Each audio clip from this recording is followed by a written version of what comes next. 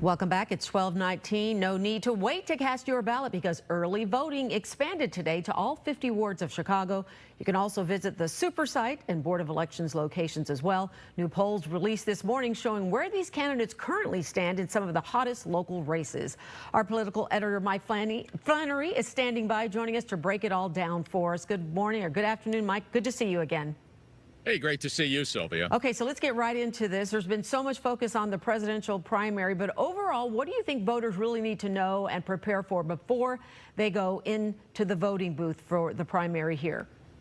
Well, Sylvia, I would say one thing I would say is that voters need to know there actually is an election on March 19th, an important election. I run into people, I don't know about you, I run into people in all sorts of places who don't even know that there's an important primary election. And as you know, the Democratic primary is tantamount to election. A Republican has very little, if any, chance in Cook County. So the Cook County State's Attorney's contest between Clayton Harris III, who's been endorsed by Tony Preckwinkle, the chair of the Cook County Democratic Party, and her allies at the party, and the progressive forces who put Kim Foxx in for the last 8 years as state's attorney, are facing a challenge from Eileen O'Neill Burke, a former judge who has stepped down and is running to become the prosecutor.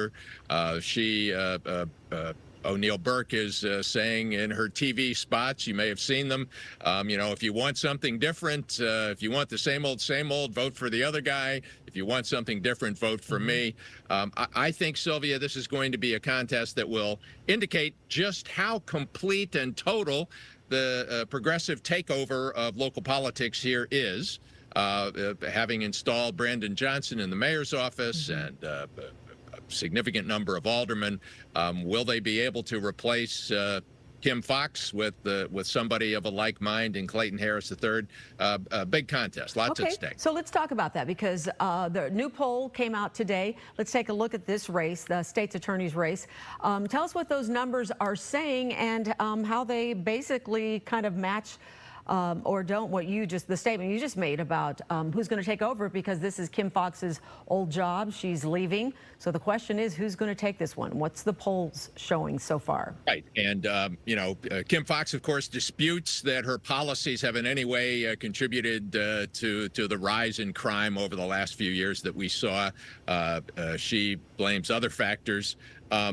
But that 21% for Clayton Harris III and the 21% for Eileen O'Neill Burke, that dead heat with 58% undecided, shows just how close this contest is.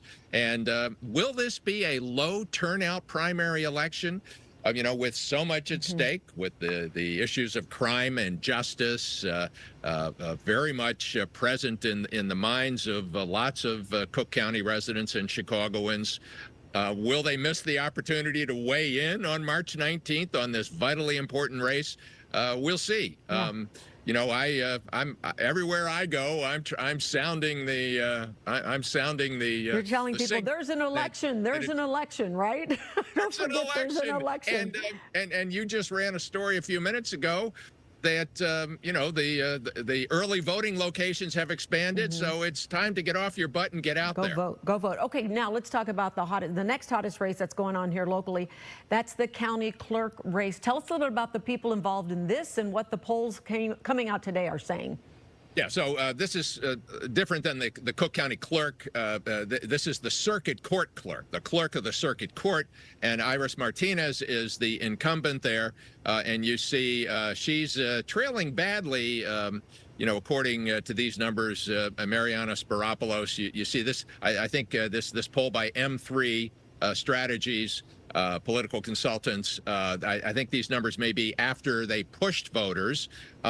There was a significant number before they pushed voters. There was a significant number of undecided too, but Spiropoulos way out in front of the incumbent right now, and she has won. Spiropoulos has won some endorsements from party leaders and from public employee unions who have shown in recent elections here that they have a lot of sway. Yeah, we've been watching the commercials too.